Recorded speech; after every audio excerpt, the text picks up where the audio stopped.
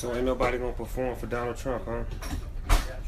Which one of you jigaboo ass niggas gonna be the first one to do it?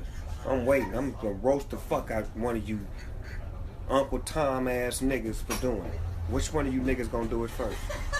Osby's the one that performs for himself.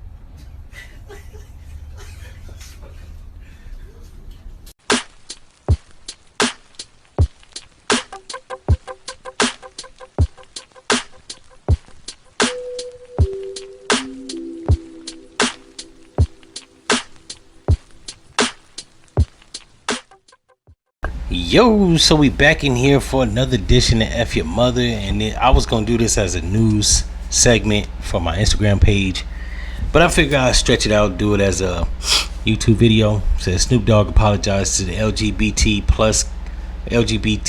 plus comments. Teach me how to learn. I'm not perfect. Now, while I like Snoop's music, he's always been a soft ass nigga. Not to mention,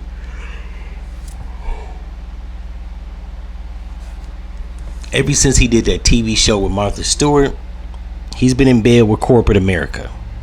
It's probably been earlier than that, but I'll just peg it right there at that particular point, because that was the most obvious point of him being involved in corporate America. Everything else is a toss-up.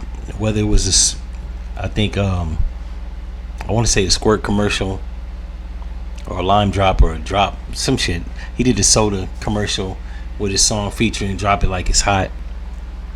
He's done a slew full of commercials overseas. He's been in movies, video games. But I think the collab with Martha Stewart was the first time they showed Snoop in corporate America light. Since then, he's gotten endorsements, clearly, from corporate America, and some of those people that work there are probably LGBTQ. So when he made the comments about he didn't know how to explain the two mommies in the Pixar movies with his grandson, probably rubbed the people the wrong way.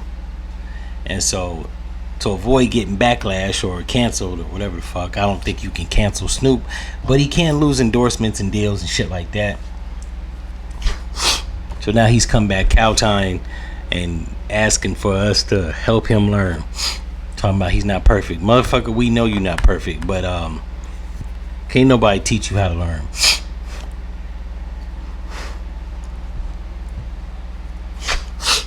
Especially as a 54, almost 55-year-old nigga. You're almost 60. Nobody's about to teach no almost 60-year-old person how the fuck to learn.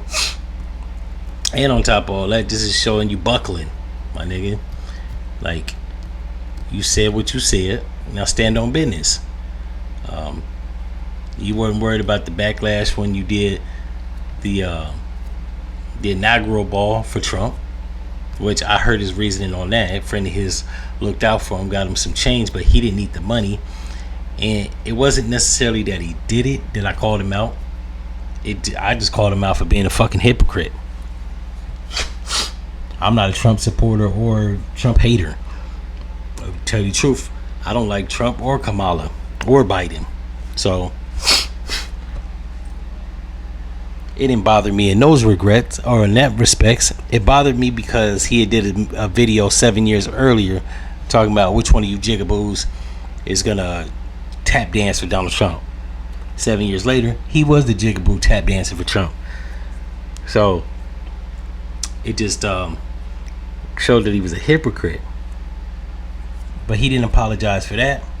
He even actually went as far as say he don't feel like he need to apologize for that. And as a man, I agree he don't necessarily need to apologize for that. So if you don't need to apologize for that and disrespecting the people that support you and making black people look crazy as fuck,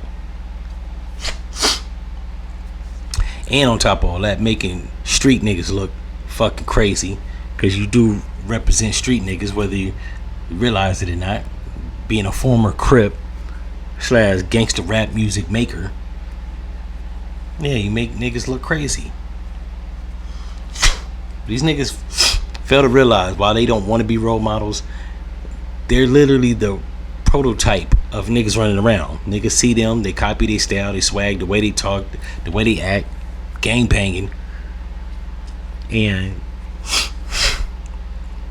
you just made, like, you are the symbol of a street nigga.